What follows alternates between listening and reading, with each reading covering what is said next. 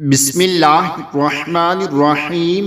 حضرت ابو درداء رضی اللہ تعالی عنہ فرماتے ہیں کہ جو شخص صبح 7 مرتبہ یہ دعا پڑھتا ہے وہ سچا ہو یا جھوٹا، اللہ تعالی اس کے لیے کافی ہو جاتا ہے۔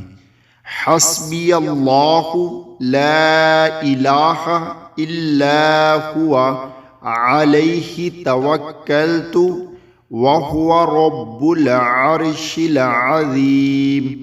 حسبی اللہ لا الہ الا ہوا علیہ توکلت وَهُوَ رَبُّ الْعَرْشِ الْعَظِيمِ۔